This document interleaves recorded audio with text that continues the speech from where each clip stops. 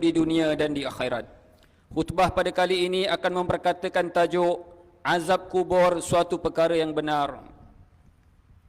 Sebagai umat Islam, kita wajib beriman dan mempercayai bahawa kewujudan hari akhirat itu benar.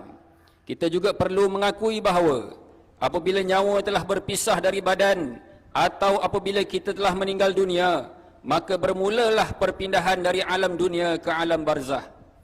Alam barzah ini bermaksud dinding pemisah antara dua alam, iaitu alam yang terletak di antara alam dunia dan alam akhirat. Di alam barzah ini, manusia akan menerima balasan terhadap amalan yang dilakukan ketika hidup di dunia.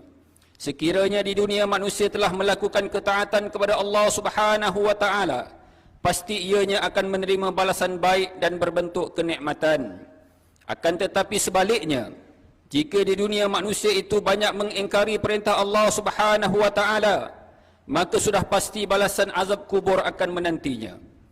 Hal ini terus diperkukuh sebagaimana firman Allah Subhanahu wa taala yang dibacakan pada awal khutbah tadi dalam surah Al-Mu'minun, yang bermaksud kesudahan golongan yang kufur ingkar itu apabila sampai ajal maut kepada salah seorang di antara mereka, berkatalah ia, wahai Tuhanku, kembalikanlah daku hidup semula di dunia supaya aku mengerjakan amal-amal yang soleh dalam perkara-perkara yang telah aku tinggalkan.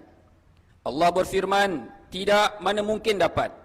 Sesungguhnya perkataannya itu hanyalah kata-kata yang dia sahaja yang mengatakannya, sedang di hadapan mereka ada alam barzah yang mereka tinggal tetap padanya hingga hari mereka dibangkitkan semula, yakni pada hari kiamat. Ma'asyiral muslimin rahimakumullah, antara dalil akan kewujudan azab kubur ini adalah sebagaimana hadis yang diriwayatkan oleh Imam Abu Daud yang bermaksud daripada Al-Bara bin Azib, ia berkata, kami bersama Rasulullah sallallahu alaihi wasallam keluar untuk melihat jenazah seorang laki-laki Ansar. Ketika tiba di pemakaman dan lubang lahat telah dibuat, Rasulullah sallallahu alaihi wasallam duduk, lalu kami ikut duduk di sisinya. Kami diam, seakan-akan di atas kepala kami ada burung. Saat itu baginda memegang sebatang kayu yang dicocok ke dalam tanah, lalu mengangkat kepalanya dan bersabda, mintalah perlindungan kepada Allah dari seksa kubur. Baginda ucapkan kalimah itu hingga 2 atau 3 kali.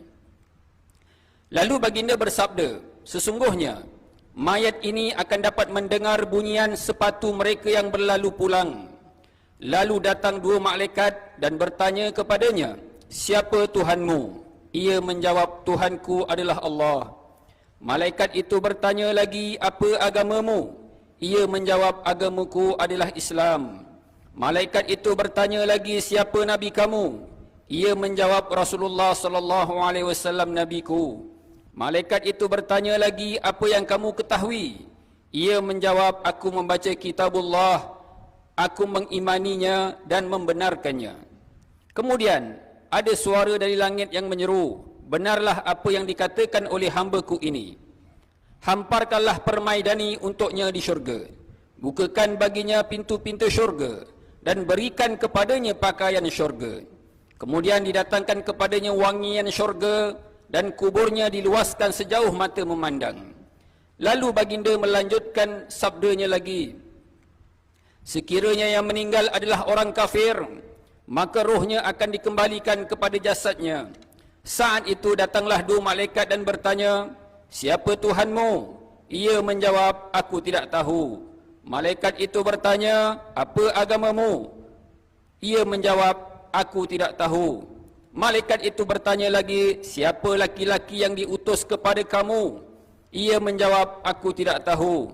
Setelah itu terdengar suara dari langit, ia telah berdusta, berilah ia hamparan permaidani dari neraka, berikan pakaian dari neraka, dan bukakanlah pintu-pintu neraka untuknya. Kemudian didatangkan kepadanya panas dan bauan neraka.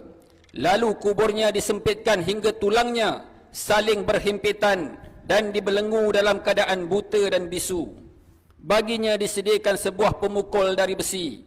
Sekiranya pemukul itu dipukulkan kepada sebuah gunung, nescaya akan menjadi debu. Kemudian dipukul dengan pemukul tersebut, hingga suaranya dapat didengar oleh semua makhluk dari hujung timur hingga ke hujung barat, kecuali jin dan manusia, hingga menjadi debu. Sidang Jumaat yang dirahmati Allah. Selain itu, ada beberapa hadis lain yang menyatakan adanya azab kubur. Antaranya hadis yang diriwayatkan oleh Imam Ahmad daripada Uthman radhiyallahu anhu, bahawasanya Rasulullah sallallahu alaihi wasallam bersabda yang bermaksud, kubur adalah tempat pertama dari tempat akhirat. Jika seseorang selamat darinya, maka apa yang ada setelahnya adalah lebih ringan darinya. Dan jika dia tidak selamat darinya, maka apa yang ada setelahnya adalah lebih berat darinya. Demi Allah, aku tidak melihat tempat yang lebih menggerikan sama sekali, kecuali kubur adalah tempat yang paling menggerikan. Berdasarkan dalil-dalil yang telah dijelaskan ini, ianya telah menunjukkan kepada kita bahawa kewujudan azab dan nikmat kubur merupakan suatu perkara yang benar dan tidak boleh dipertikai. Perkara ini tetap berlaku dan setiap manusia pasti akan menemuinya. Kita hendaklah meyakini akan kebenarannya dan membuat persediaan bagi menghindarkan diri daripada azab kubur tersebut. Sekiranya kita dapat menghindari fitnah azab kubur ini, maka mudah bagi kita menghadapi hari kebangkitan di akhirat kelak. Namun jika sebaliknya, pastilah perkara tersebut akan membawa kesusahan, kesengsaraan dan penyesalan kepada kita. Oleh itu, sebagai orang yang beriman, kita perlu memperbanyak amalan soleh di dunia ini, kerana amal soleh merupakan perkara yang akan kekal bersama-sama kita di alam kubur nanti. Amalan soleh tersebut akan menjadi benteng dan penyelamat kepada kita daripada azab kubur. Selain itu, kita juga digalakkan untuk mengamalkan bacaan surah Al-Mulk, kerana surah Al-Mulk adalah merupakan surah keamanan dan keselamatan.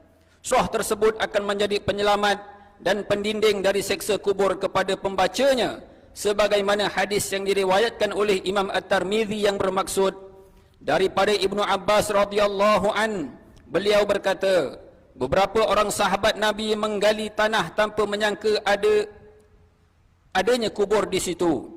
Maka didapati padanya seorang lelaki membaca surah Al-Mulk hingga tamat. Lantas beliau menemui Nabi SAW, lalu berkata, "Ya Rasulullah, sesungguhnya aku menggali tanah tanpa aku menyangka itu adalah kubur, dan aku dapati seorang lelaki membaca surah Al-Mulk sehingga khatam."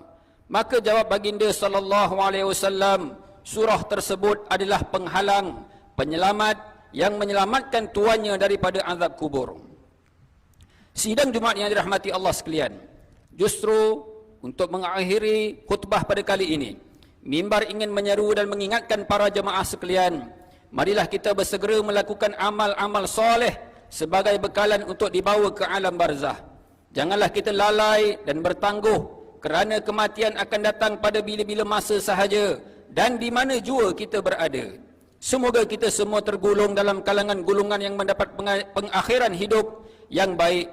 Firman Allah Subhanahu wa taala dalam surah Fatir ayat 22, "Wa ma yastawil ahya'u walal amwat, innallaha yusmi'u man yasha' wa ma anta bimusmi'in man fil qubur." Bermaksud, dan tidaklah sama orang-orang yang hidup dengan orang-orang yang mati.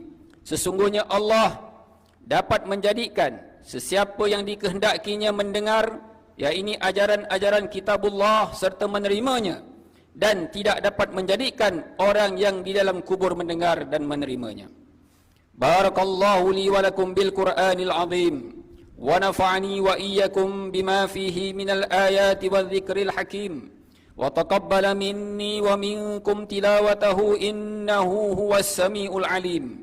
Aqulu qawli hadha wa astaghfirullahal azim li wa lakum wa lisairil muslimina wal muslimat wal mu'minina wal mu'minat fastaghfiruhu fa ya fadhal mustaghfirin.